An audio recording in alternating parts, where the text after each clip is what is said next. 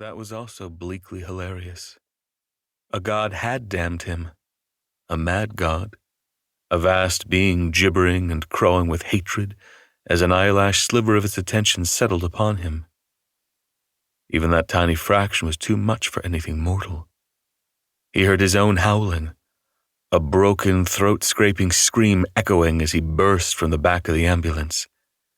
His bare feet slapped pavement and he went down, skin erased all along his right side.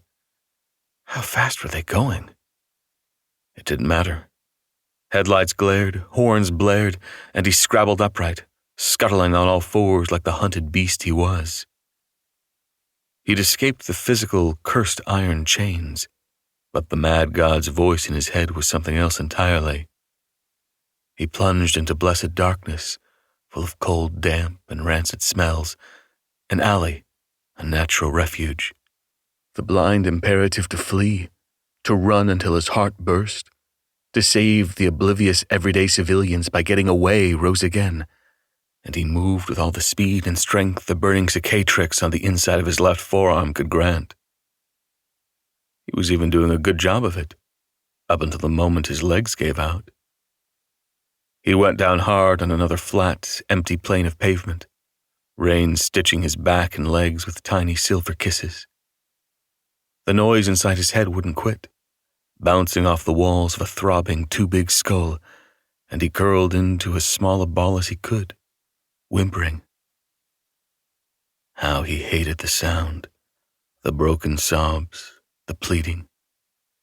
Worst of all was knowing it came from his own throat and was absolutely useless. Voices again. Fuck, wasn't there anywhere free of humanity? He was going to kill someone, he could just tell, and he didn't need that on his conscience tonight as well.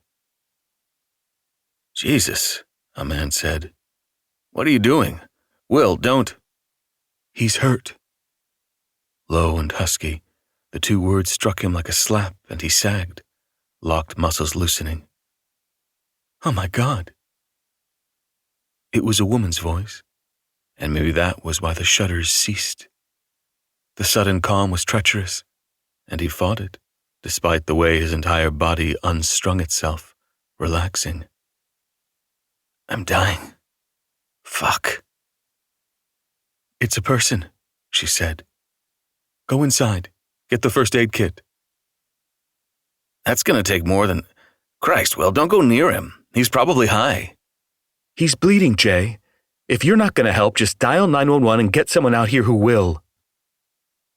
Motion around him, and a faint tingling all over his wrecked body. He froze, attempting to discern whether this was a new attack, a feint by the hideous thing in his head or its happy little helpers. His consciousness blinked out for a brief span, a deep, dark river of relief that ended all too quickly. And she, the woman with the lovely, husky voice, was talking. He couldn't quite hear the words, just a soft lulling cadence through the thumping in his ears. His heartbeat, he realized. His ticker was still talking, even after all this. Shifting cloth, voices filtered through throbbing darkness. The woman's voice spiraled up, a question he couldn't hear, and there was a strobe-like flutter as his eyelids flickered. How is he still breathing? The man was talking again, a harsh rasp after the honey of her voice. Look at his feet. My God, look at his neck. You're right. First aid's not going to cut it, the woman snapped.